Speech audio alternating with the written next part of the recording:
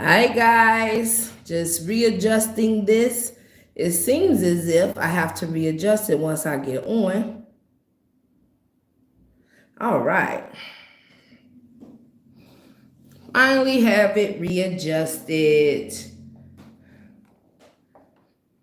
All right, guys, so I will be reading from multiple books. This book is going to be the start of the book since I've already started some of my books on here, some of the pages. I will be reading different books all throughout the live. All right, guys, let's get into this. No more introduction for the live. Okay, so the last book I read is Handy Manny. No, yes, Handy Manny, Don't Be Alarmed. Yes, okay, don't be alarmed. Let's go to 63.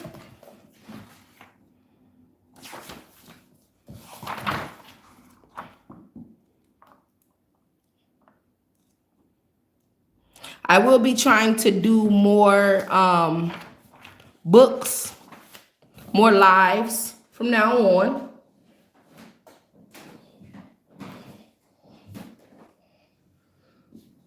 All right. Handy Mandy, don't be alarmed.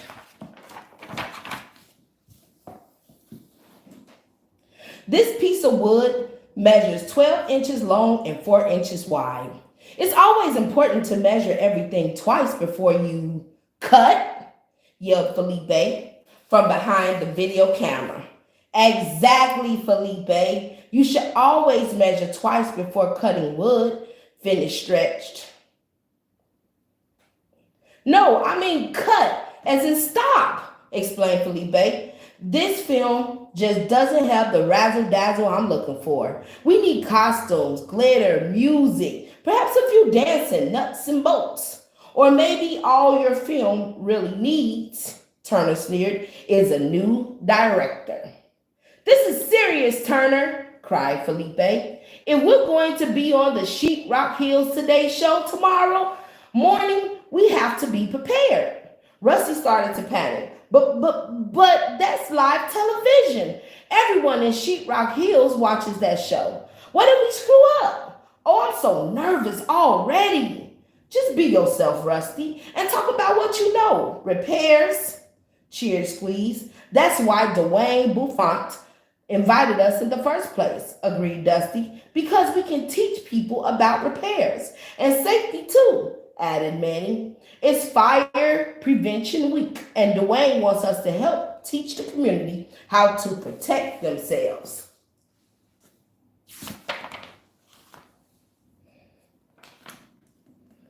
Pat was puzzled, but what do we know about fire safety? We're going to talk about the importance of checking all the smoke alarms in your house and show people how to change their batteries, explained Stretch. Felipe cut in. And we'll do it wearing the coolest costumes. What do you think? Lots of razzle dazzle, see?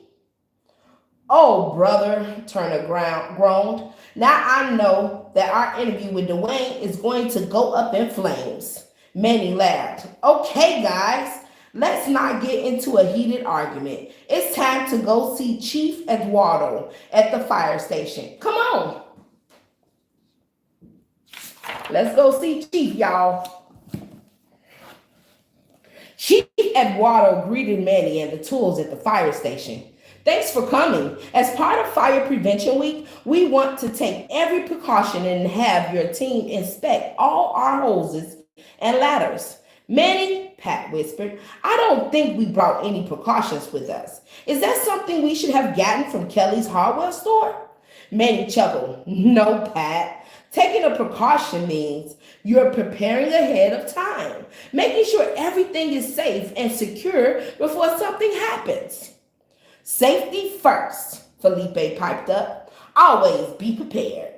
That's right, Chief Eduardo added. The citizens of Sheetrock Hills are dependent on us. We need to take precautions to make sure there are no holes in our hoses or loose rungs in our ladders before a big emergency.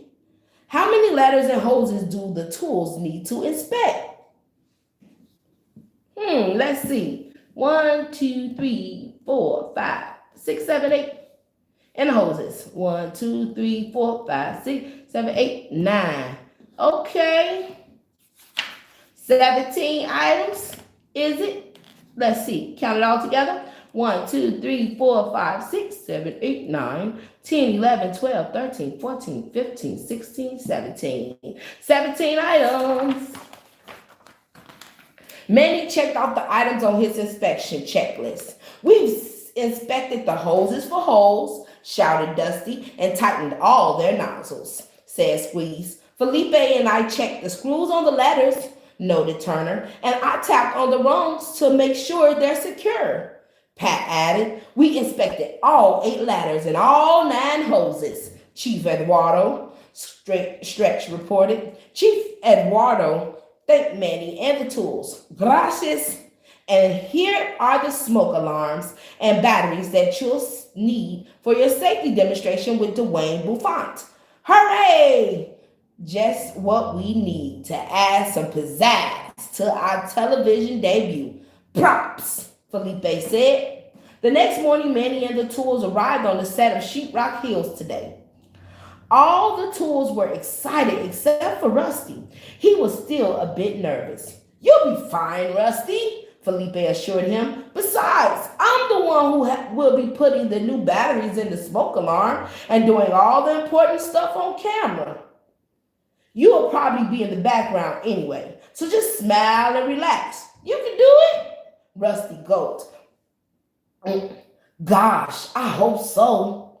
How do my teeth look? I hope they look nice and shiny on camera, Dusty exclaimed. Pat cleared his throat. Press this button, like so. Exactly who are you talking to? Asked Felipe. I'm practicing what I'm going to say on the show, answered Pat. Do you know what you're going to say? Felipe chuckled. Well, Pat, true actors don't rehearse. We like to fly by the seats of our pants. Pat was confused. When did you start wearing pants? Places, everybody, shouted the director. We're ready for your segment. Lights, camera, action! Dwayne Buffont looked into the television camera. Good morning, Sheetrock Hills. Today, Manny Garcia and his tools are here to show us how to change the batteries in a smoke alarm. Thanks for having us here, Dwayne. The tools and I are here to remind everyone to test your smoke alarm each month. It's easy to take the proper safety precautions. Stretch chimed in. Press this button like so, Pat said, tapping the button on the alarm. If it beeps, it means your batteries are working. You should change the batteries in your alarm the same time each year during Fire Prevention Week. For example, added Dusty, first, unscrew the top of your smoke alarm cover, Turner explained. Next, remove the old battery. Squeeze continued. Place it in a sealed bag before throwing it in the garbage. Okay. Didn't know how to even change my battery, guys. Now I do. Just off their information. All the tools looked at Felipe. It was his turn to shout everyone how to put the new battery in the smoke alarm. But he just stared at the camera. He didn't talk or move. Poor Felipe had stage fright. Rusty knew what he had to do. He leaped into action, picking up the new battery. Now it's time to put in the new battery. Once you've checked the expiration date, gently slide the battery into the alarm. Wow! Great job, Tools! Thanks for teaching the citizens of Sheetrock Hills an important safety lesson, said Dwayne Buffont. Our pleasure, Dwayne. And we also like to remind everyone in Sheetrock Hills to come down to the fire station this Saturday for a special fire prevention demonstration by Chief Eduardo. Manny said, looking into the camera, you'll learn all about what to do in case of a fire and how you and your family can make sure you're prepared. After the show, Dwayne shook Manny's hand. Thanks again, Manny. That was a great segment, Dwayne said. We'll see you at the fire prevention demonstration on Saturday. Manny felt proud. Thanks, Dwayne, but the tools really deserve all the credit. They really worked hard rehearsing for the show. I mean, regardless of, him having stage fright, everybody did a good job. When Dwayne left Mandy and the tools gathered around Felipe, they could tell he was upset. I was so fired up about being on TV and telling everybody else what to do that I didn't bother to rehearse for the show myself, Felipe said. I froze up in front of the camera. I'm so embarrassed. Aw, cheer up, Felipe, Squeeze said brightly. I don't think anyone noticed. Do you really think so? Asked Felipe. Squeeze nodded. Besides, Rusty came to the rescue and put out the fire, so to speak. And I couldn't have done it without you, Felipe, Rusty added. Once you told me it was no big deal. I just jumped in there and talked about what I know. Making repairs. Wow, you guys are the best, Felipe beamed. The next time I get fired up like that, we won't. Get alarmed, joked Rusty. We'll just hose you down, hothead, Turner laughed. All right, guys, that is the end of, what was this? Handy Mandy, Don't Be Alarmed. I was going to read up a bit, but I'm just going to read this page off of this one, because I have a lot of other books available to read. So we're going to go into a small little intermission, and I will be right back.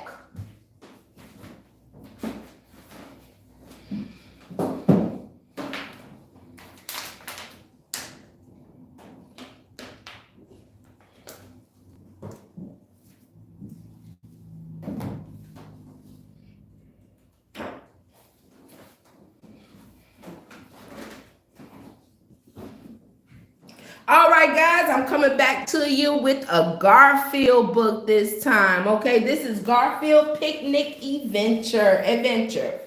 Okay, guys, so let's get into this Garfield's Picnic Adventure.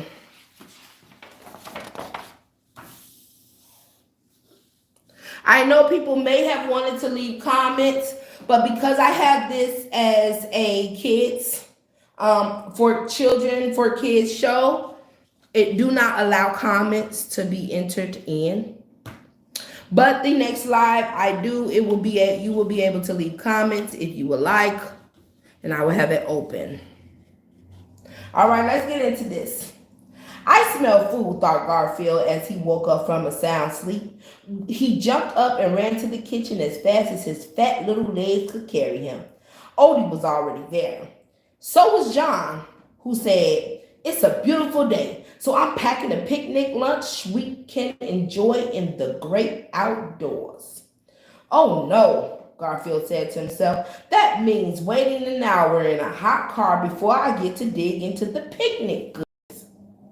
Yes, Garfield, that's exactly what that means. You gotta wait. Whoops, said John. I forgot pickles. I'll go out and buy some. But I'd better make sure you two don't sneak any food while I'm gone. John tied the picnic basket shut with a string. That ought to keep Garfield out, he said. Whoop-dee-doo, thought Garfield. That itty-bitty string won't stop me. With some guidance from me, Odie will chew right through it.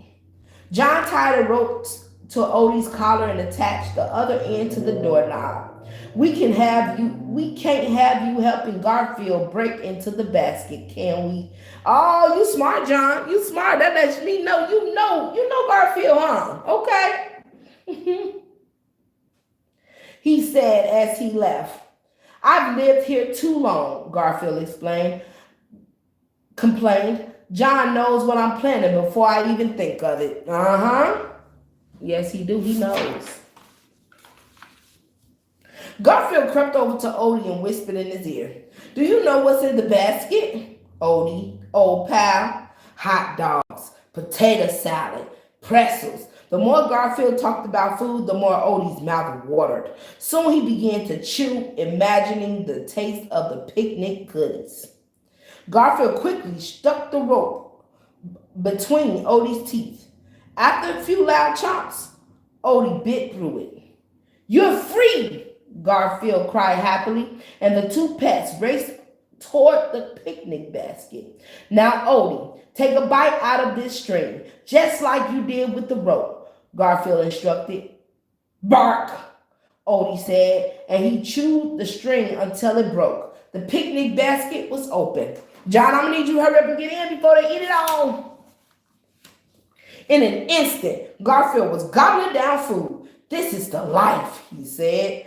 Bark, said Odie, his mouth watering. Oh yeah, said Garfield between bites. Here's something for your help. He tossed Odie a half-eaten hot dog. See, you weren't gonna get much, Odie. Bark, said Odie, happy to get whatever he could. Yeah, because of this fat greedy cat.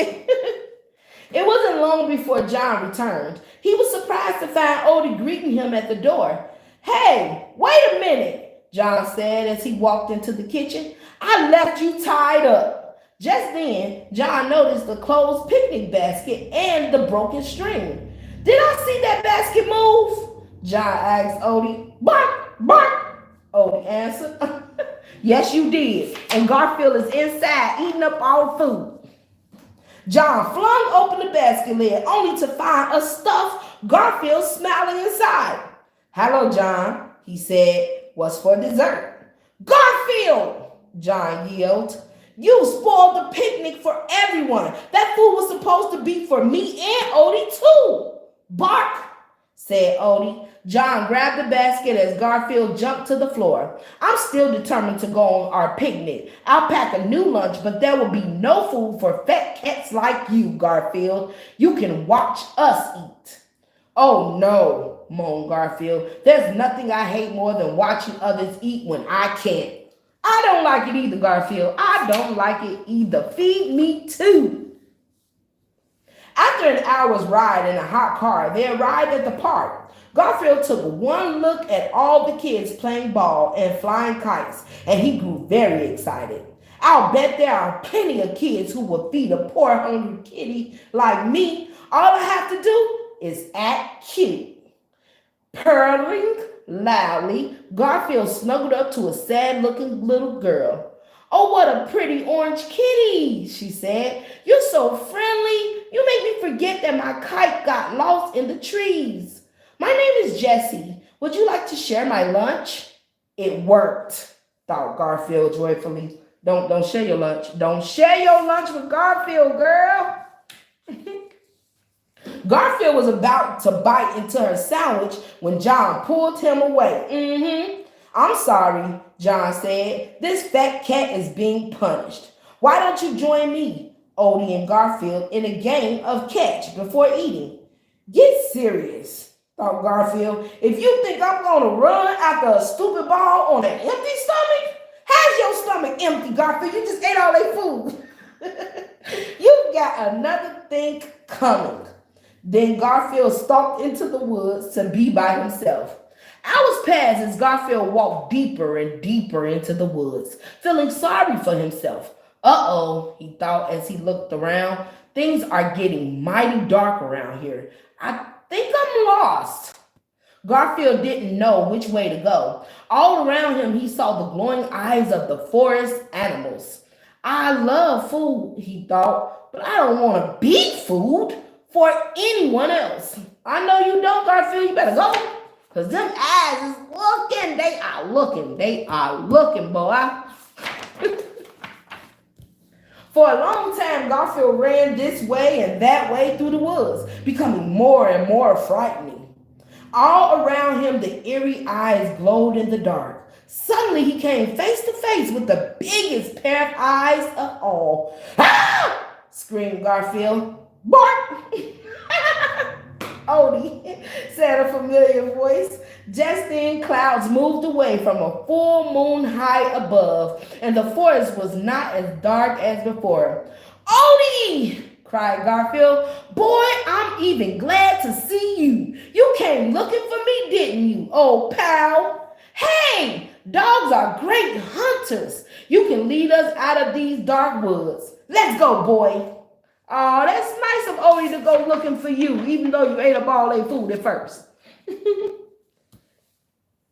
After what seemed like hours, Garfield looked down at the ground and saw animal tracks. Wait a minute, he said. These tracks are our tracks. You've been leading us around in circles. I've heard you can't teach an old dog new tricks, but with Odie, you can't teach a stupid dog any tricks. We're still lost. Well, he found you, Garfield. Just then, Garfield heard a strange sound. It sounds like crying, he whispered.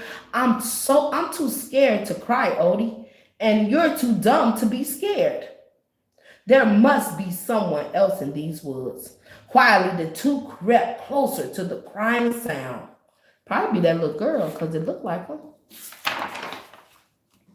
As the clouds moved away from the moon, Garfield saw that it was little Jessie. It's Jessie, he shouted. She found us. We're saved.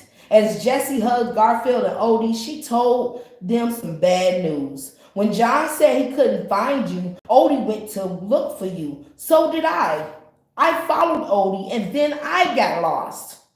Just great, Garfield muttered. If it keeps going like this, everyone will be lost in the woods with us. Suddenly, Garfield looked up and saw something familiar high in a tree. The moonlight made it very clear. Look, it's Jessie's lost kite, he said. If we follow the string, it will lead us back to the park. Hooray, said Jessie. Look at him. Garfield knows he's smart. He is a smart cat. They followed the string as it wound through the trees and bushes. Soon they came to the edge of the woods. There's the picnic grounds, Jessie shouted happily. Bark, bark, said Odie. There was a big crowd of people waiting at the edge of the woods. John was there too, with Jessie's parents. Look, cried Jessie's mother. Those adorable pets found our Jessie. Oh, look. They didn't really rescue her, but hey, they all rescued each other. Everyone celebrated around a campfire with another big picnic meal. John had forgotten all about being mad at Garfield. I would too. Okay? You guys are great, he said. You're heroes. Everybody thinks you're wonderful. They're absolutely right, Garfield thought in between bites of a hot dog. Odie couldn't think at all. His mouth was just too full. That was a good one. All right, that was Garfield's Picnic Adventure. All right, guys. That is the second book. Now we're going to have a little little break. Just a small break until we come back with another book. And I think I'm going to do The Muppets in I'm Mad at You. All right, guys. We're going to take a little break, probably like a 1-minute break, and start back reading.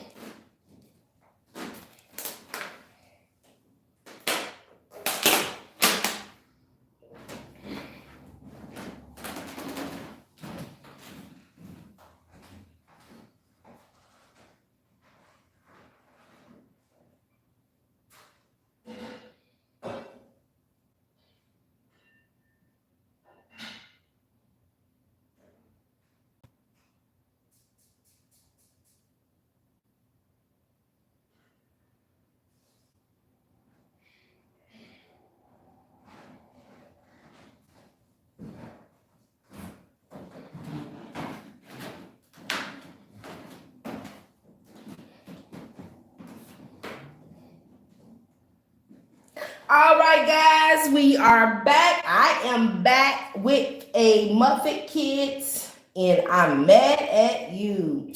All right, guys, let's go and get into this.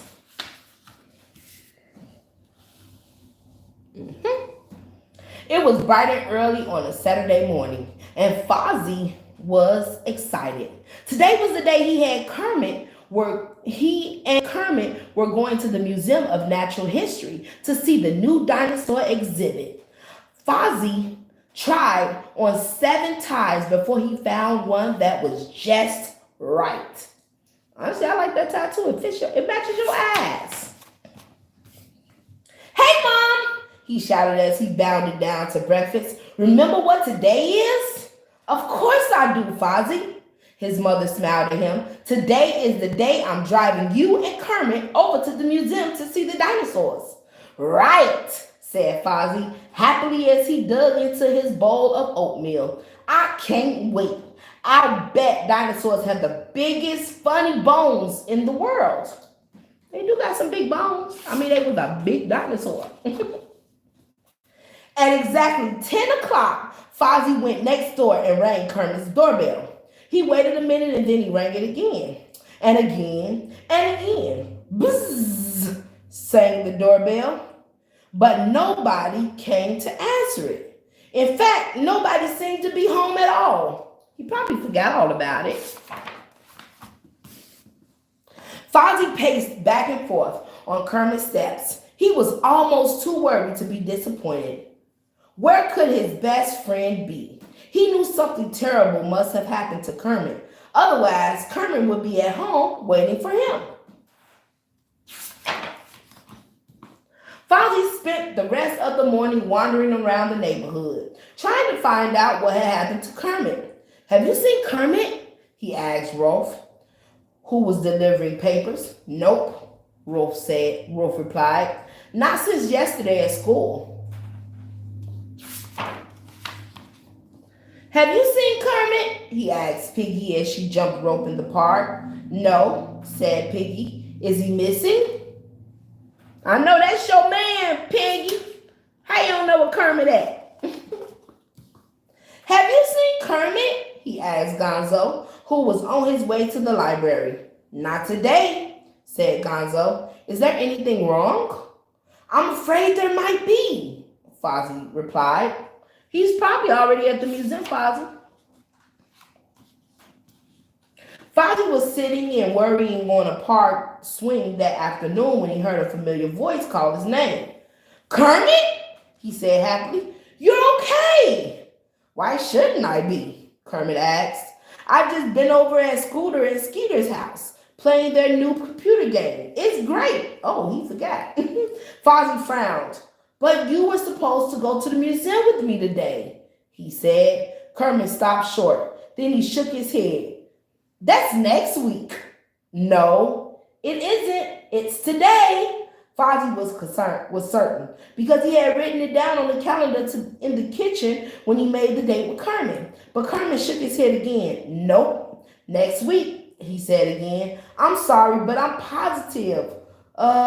See you later, Fozzie. I promised Piggy I'd go bike riding with her this afternoon. Sound like Kermit overscheduled himself.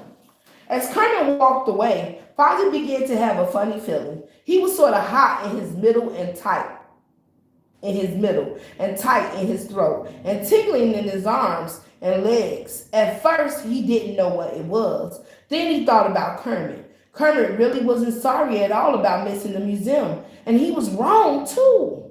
He had promised to go with Fozzie that day, and then Fozzie recognized the feeling he had in his middle and his throat, and his arms and legs. Fozzie was very, very angry. The problem was he was angry with his very, very best friend. Oh, Fozzie, it's okay. People forget. The next week in school, Fozzie kept on being angry. He could hardly talk to Kermit at all, but that made Fozzie feel terrible. He really depended on Kermit. Besides his mom and pop, Kermit was the most important person in his life, and now all Fozzie wanted to do was disappear whenever he saw Kermit go by. What was he going to do? Talk to him? Wednesday night, Fozzie sat at the dinner table twirling some spaghetti on his fork and staring at his plate. Spaghetti was usually one of his favorite foods, but he wasn't feeling very hungry. Fozzie, his mom said gently, you've hardly eaten a thing for days now. Do you want to tell me what's bothering you? Oh, Mom, Fozzie sighed. I didn't know Kermit forgot about last Saturday, and then he said I was wrong. but I know he was. And now Fozzie couldn't get the word out. You're angry with him, are you? Mom said, and for the first time, too.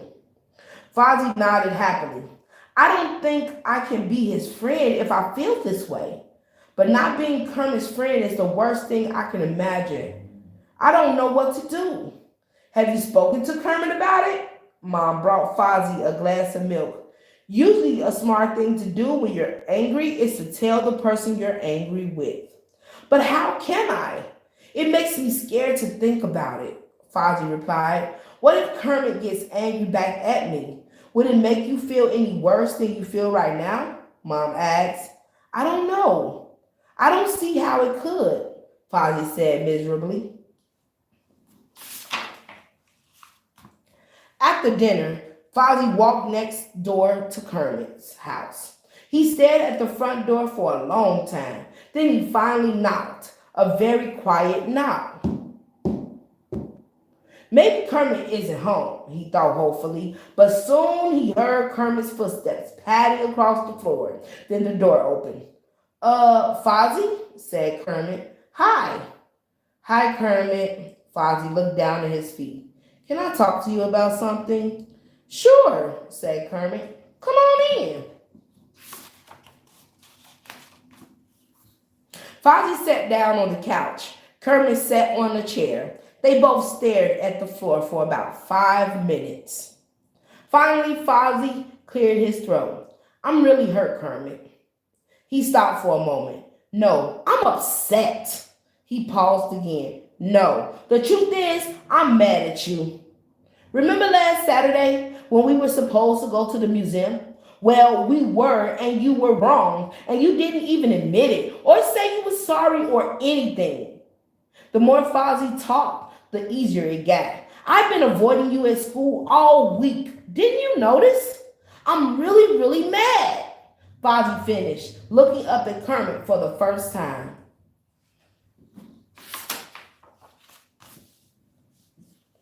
Kermit was still staring at the floor. You should be, he said finally in a muffled voice. I was wrong. I guess I just didn't want to admit it because I was afraid you'd be mad at me. I sort of remembered about the museum, but I just didn't think it was that important. I wanted to see Scooter's new game. Kermit looked up at Fozzie. I'm really sorry, Fozzie. Can you forgive me? Fozzie felt as if he'd been wearing a jacket that was much too tight, and it had just popped all its buttons. He let out a sigh of relief. Of course I can, he said. You're my best friend. But Mom was right. I had to tell you how I felt, no matter how hard it was. Otherwise, all that anger would have stuck inside me, and I wouldn't have been able to be a real friend to you anymore. That is 100% understandable, Fozzie. For real. Kermit looked admiringly at Fozzie. Boy, I've learned a lot about friendship from you today. Fozzie, thanks. You've learned a lot from me? Fozzie's face lit up. Gee, Kermit, you've never said anything like that before. It's true, Kermit responded. And let's make a pact. From now on, if one of us does something to make the other one angry, we'll talk about it right away. Okay?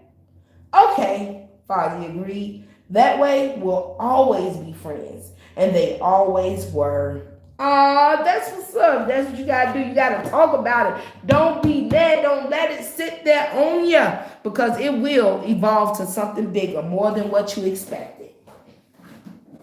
Yes, it would. Yes, it would, y'all. All right, guys. So I guess the next book.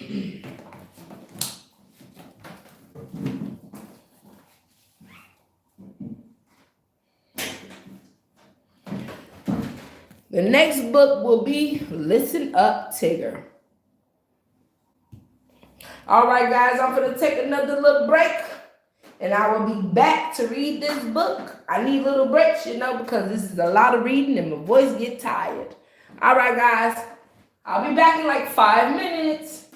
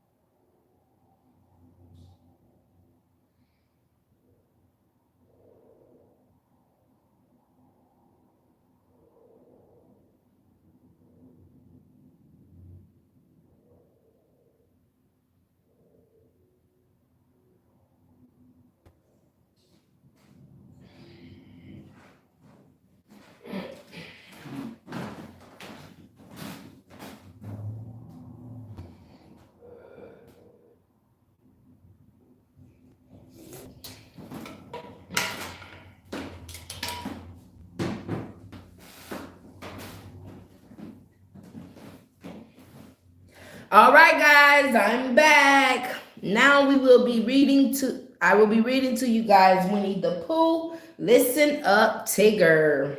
Okay, let's see what they're doing. This is book 9. Pay attention. That's the key. If there's a job to do, use your ears and listen up when people talk to you. It was Christopher Robin's birthday.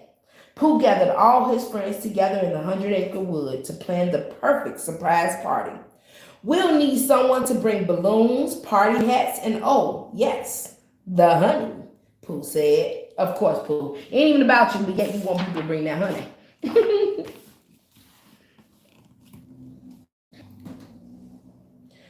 Hoo, hoo, hoo. What can I do?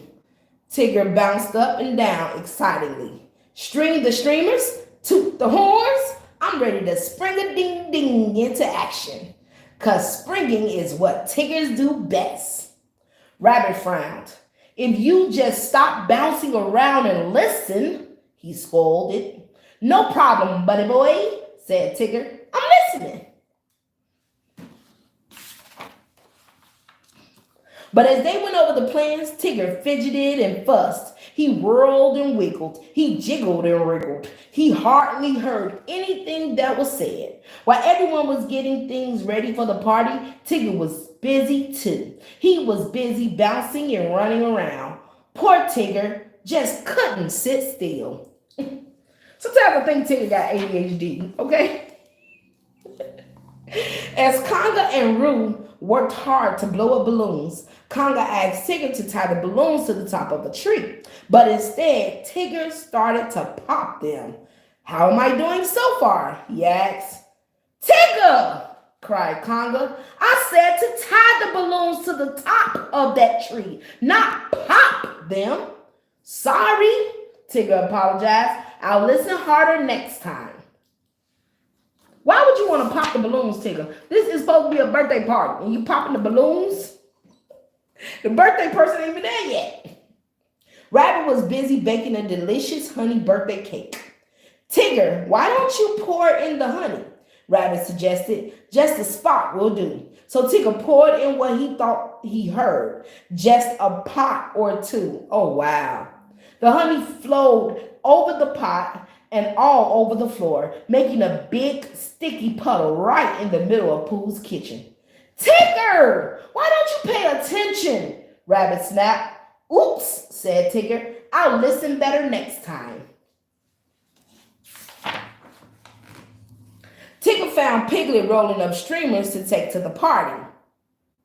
I could use a little help, Tigger, said Piglet. But again, Tigger didn't listen. He raced about, hanging streamers and decorations until he heard a little voice calling. Help! Help! Cried Piglet suddenly. Not to worry, pal. I'll get you out in a jiffy, said Tigger. He gave one hard tug and Piglet went spinning like a top. I would suggest so. Piglet is very small, okay? And with that, Piglet crashed right into Pooh's table where Eeyore and Owl had been gathering hats. I guess I must have missed a word or two of your directions, Tigger said. Give me one more chance. I promise I'll listen. Well, we do need someone to bring Christopher Robin to the secret spot in the wood for his surprise party, said Owl. Secret missions are Tigger's specialty, Tigger explained. And with that, Tigger was off to get the guest of honor. Okay, Tigger, don't mess up. Don't mess up, Tigger. After all their hard work, everyone gathered for the party. The decorations were in place and the birthday candles were lit. Everyone was hiding behind a big tree, ready to jump out and yell, "Surprise!" Mama, where do you suppose Christopher Robin is? Whispered Roo. Tigger was supposed to bring him here. Oh dear, he is late, sighed Conga. I hope Tigger paid attention to what we told him. I hope so too, or Christopher Robin will be missing his party. But Tigger was having a hard time recalling exactly where the party was supposed to be. Was it at Piglet's or Pooh's? He took his best guess. This way, said Tigger, tugging on Christopher Robin's arm. Tigger bounced through the door to Pooh's house and yelled, "Surprise!" but no one was there. What's going on, Tigger? Asked Christopher Robin. Follow me to Piglet's, said Tigger. He gonna ruin the surprise. Keep saying surprise. But Piglet's house was empty too, and so was Conga's. Gee, I must not have heard right, Tigger said to himself. Where could the party be? Where is everybody? Asked Christopher Robin. Nobody seems to be home. Tigger and Christopher Robin sat down to think. Tigger. Meanwhile, Pooh and his friends were getting worried. Maybe we should go look for them, offered Conga. So off they went to search for Tigger and Christopher Robin. There you are, Pooh! We've been looking for you, cried Christopher Robin, spotting his friend. But we've been looking for you, said Pooh. This was supposed to be your surprise party. Oh, shucks. It's all my fault, said Tigger sadly. I didn't listen when I was told where the party was, and I ruined everything. It's okay, Tigger, said Pooh. There are still balloons and hats and games and birthday cake for everybody nearby. And I think Tigger has learned an important lesson, said Al. Tigger has learned to listen. You bet I have, Tigger agreed. It's listen, listen, listen. Hoo, hoo.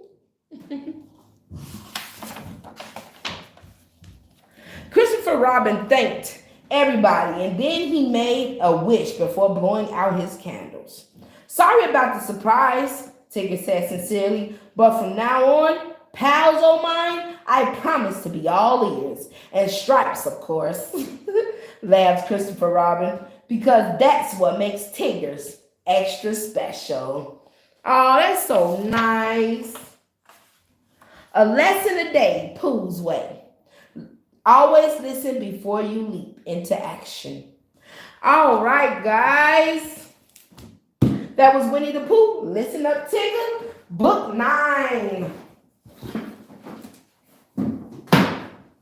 All right, guys. I know that you haven't been able to really write anything or leave comments, but the next video I will be starting to try and do a live every Saturday around this same time for an hour and just read through a nice amount of books for you guys. And if you have a preference on the next Saturday of what books you would like for me to read, just put it, just message or put it in the comments. I will have a book before this, or I will put out a book or a short before this, after this, and you can just let me know which books you would like for me to read on the next live. All right, guys?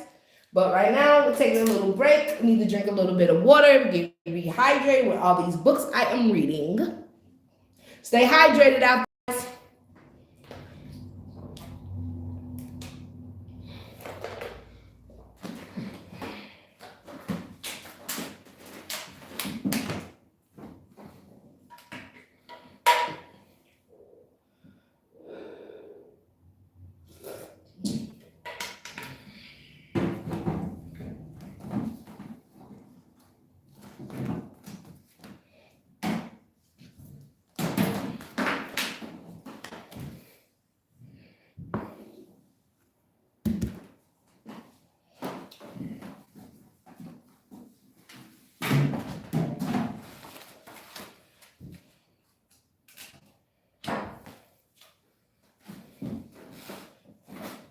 All right, guys, I'm going to read 2 more books.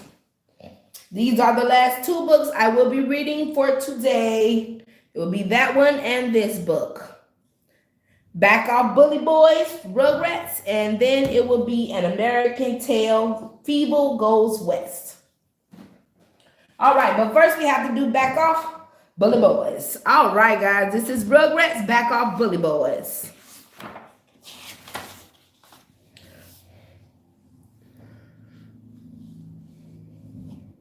Angelica stood at the very top of the monkey bars, looking out over the playground. Everyone was digging in the sandbox looking for the treasure she had told them was buried there. Angelica smiled a satisfied smile. She was in charge. She loved to be in charge. Tommy came running over. We didn't find any treasure, Angelica, he reported. I was hoping it was a treasure chest full of gummy worms, said Lil, sadly. Then she brightened, reaching into her pocket. But I did find these lollipops. She held up the sand-encrusted sucker proudly.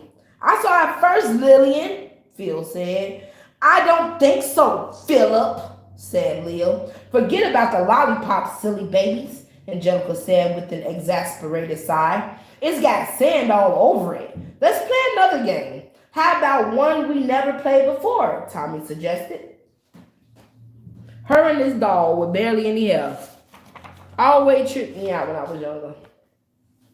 We're going to play the I Dare You game, Angelica said. We all make up dares for each other to do. Me first. Me first, said Phil. He pointed to Tommy's dog who was sleeping under a park bench. I dare Tommy to kiss Spike. That's easy, said Tommy. He ran over and gave his dog a big smooch. Lil looked at Kimmy. I dare Kimmy to act like a monkey. Kimmy jumped up and down and made funny ooh, ooh, ooh, ooh noises. Everyone laughed. I dare Lil to eat a bug, Chucky chimed in. Lil rolled her eyes. Chucky, I already eat it 3. Y'all nasty. Can't any of you dumb babies come up with a really good dare?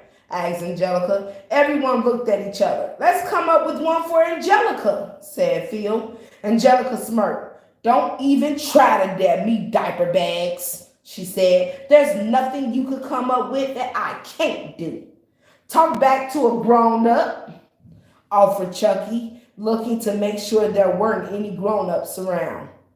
Too easy, Angelica scoffed. Climb to the tippy top of that tree, Lil suggested. Try again, Angelica said. Just then, Tommy smiled. Angelica, I dare you to be nice to everyone all day long. That's a good one, Tommy. That's a good one, Tommy. Let's see if she can do that now. That's going to be hard for her. Angelica did not like the sound of that. I know she didn't. That's just plain dumb, she said nervously. Kimmy joined in. How about if we make it even more interesting? If you can't be good all day long, you have to give us your ice cream cone today. Everyone gasped. Angelica had an even better idea. And if I can be nice all day, I get your ice cream cones. All 5 of them. The babies nodded. Angelica smiled pleasantly at the babies. How hard could this being nice thing really be?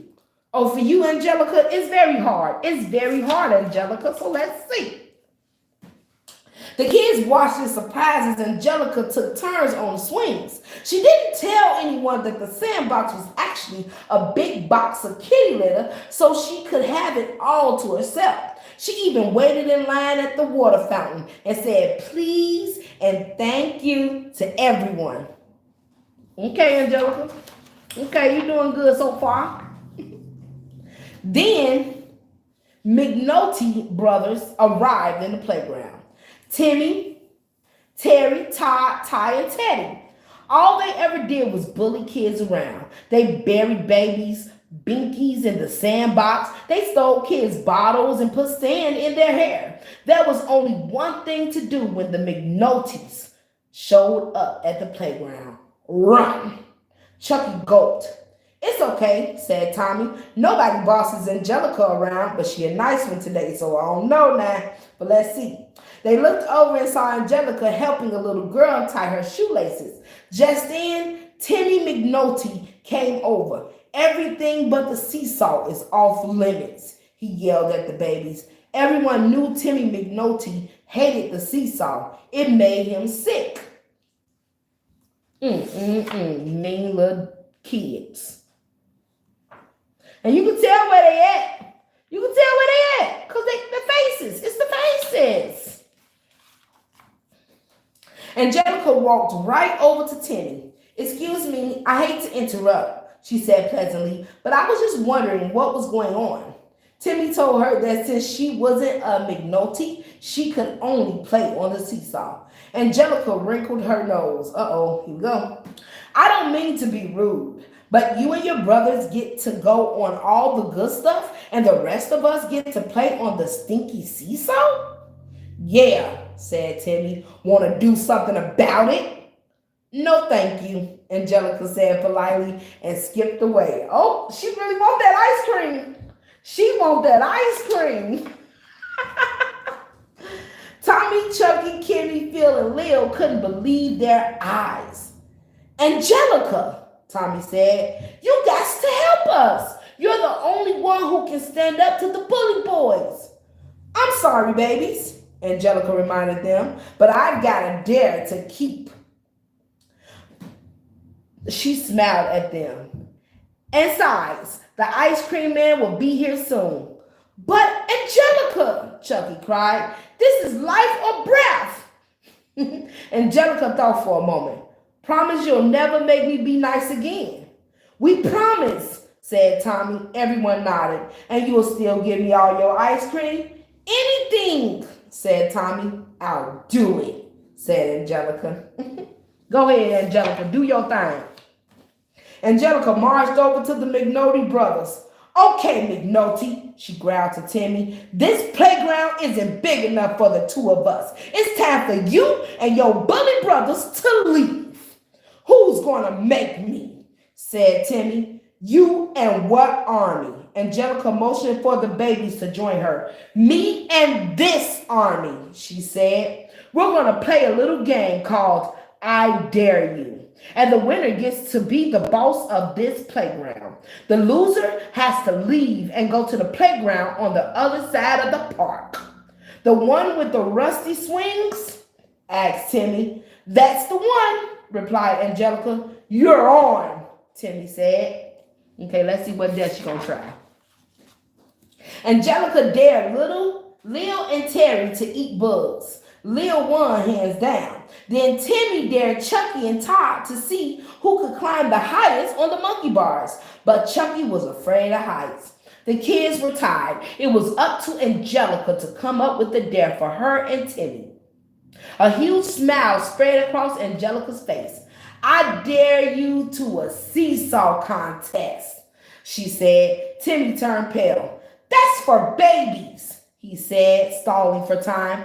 Come on, bully boy, Angelica taunted. Timmy took one look at the dreaded seesaw and ran. After a minute, his brothers followed right behind him. The babies had won the game, and Angelica was back to her bossy self. I guess they said, I'd rather have Angelica as my boss than these bullies. Look at all them running fast, too. Look, they all look the same, to be honest. They look a little bit like Chucky. I'm just saying. When the ice cream man came, Tommy's father, Stu, brought the babies each an ice cream cone.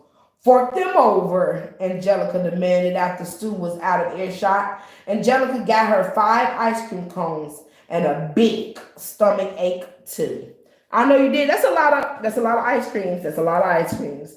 All right, guys, that was Rugrats back off Bullet Boys. Okay.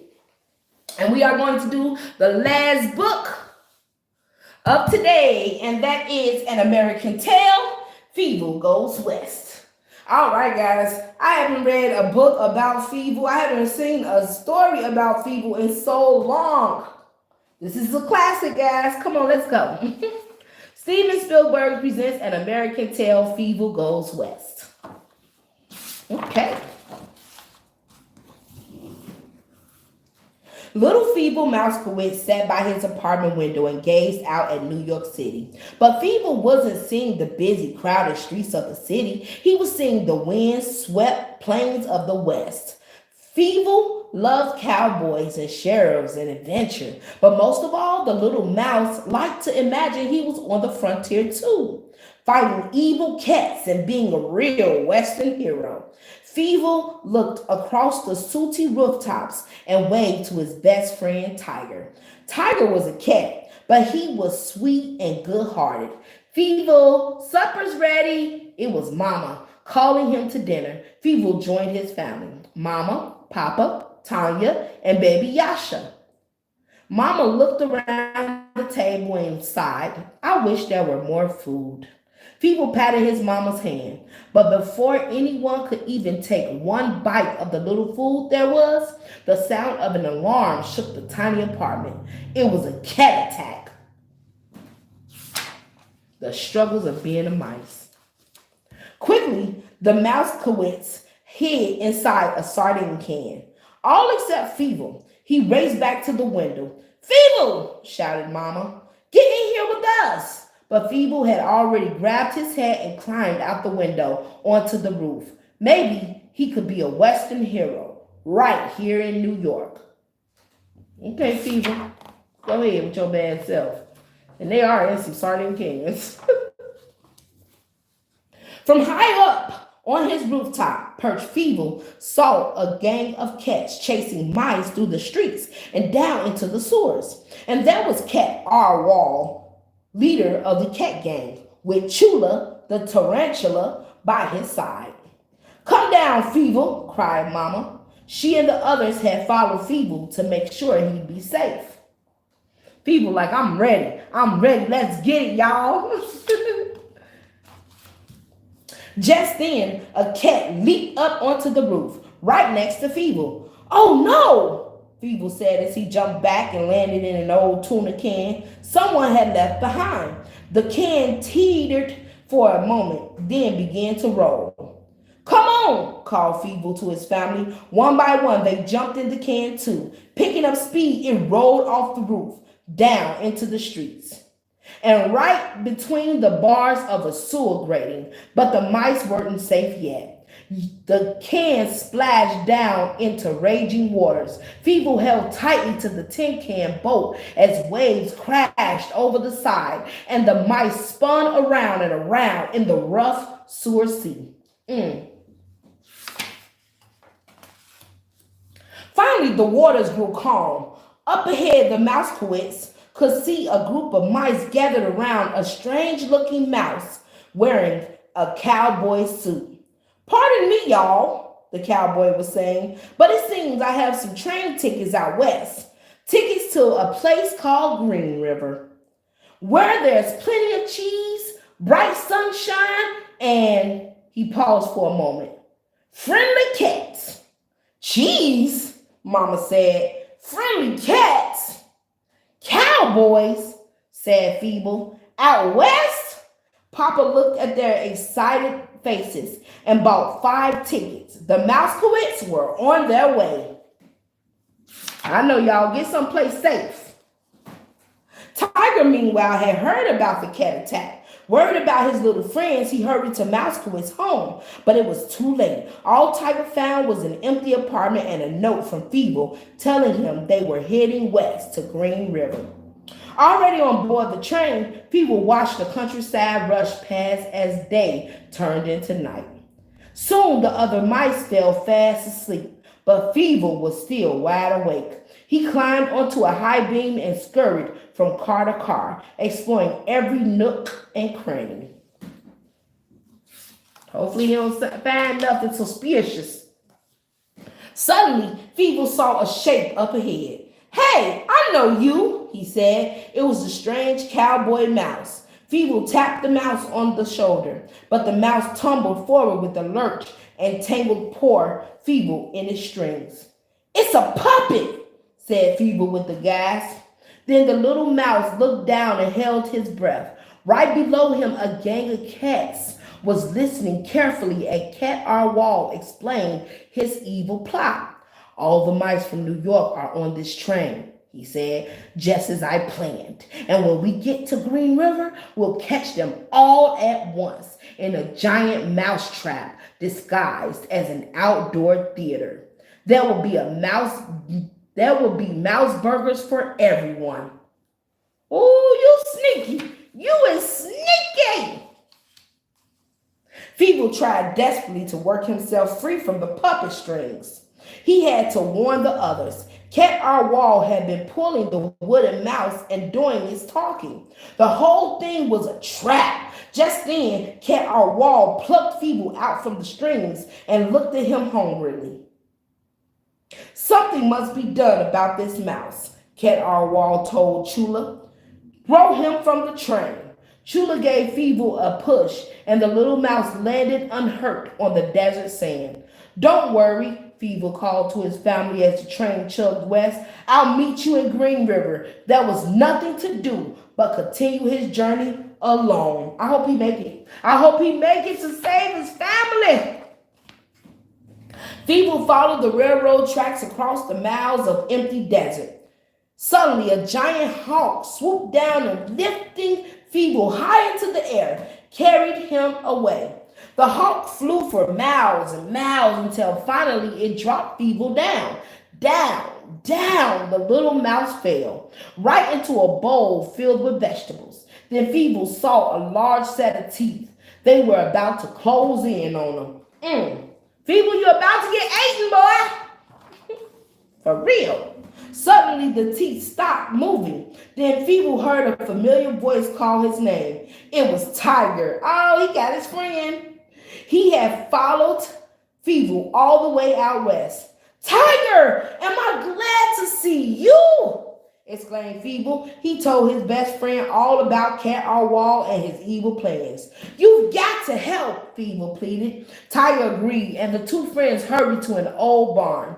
There, Sheriff Wiley Burp, Law Dog of Green River, was waiting to teach Tiger how to be a dog. Wiley showed Tiger how to growl and bark and snap at a dummy made up to look like Cat Arwal. Then Feeble dressed Tiger in a cowboy hat and dog tags. Tiger, the dog, was ready. I know that's right. Let's get ready, y'all. When Feeble, Tiger, and Wiley arrived in Green River a little while later, all the mice were filling into the outdoor theater. They still didn't know it was a mousetrap. Stop that cat, quick, Feeble said to Tiger. He's about to cut the ribbon and release the trap. With Feeble and Wiley beside him, Tiger took care of the cats, snarling like a real dog. He twirled each one over his head like a lasso and tossed the whole gang on stage. The mice realized they were sitting in a trap and fled the stands. When the seats were empty, Feeble cut the ribbon, snap. The stage flipped up. Cat Arwal and his gang were thrown high into the air, then down onto a passing train. The mice were saved. They got them. Look at them flying. They flying high too. They is flying real high. Feeble shouted Mama, running over with Papa, Tanya, and baby Yasha to hug the little mouse. You're a hero. Shucks, Ma, said Feeble, tipping his hat over one eye again. 'Twasn't nothing. Then he winked and grinned. Maybe he was a real Western hero after all. Oh, that's what's up. I like that. Okay. All right, guys, that was the last book of the day today. That was An American Tale, Feeble Goes West. All right, guys, thank you all for tuning in to Big Mama Storytime, tuning into my live. Again, I will be live. I will be trying to go live every Saturday, so tune in. And I'm going to make it so you all can leave comments and we can talk while we're on here in a little admission, little breaks. So, all right, guys, I thank y'all so much for your support. I thank everyone for subscribing and liking my page, and y'all have a wonderful day. Bye. I have to figure out how to end this first.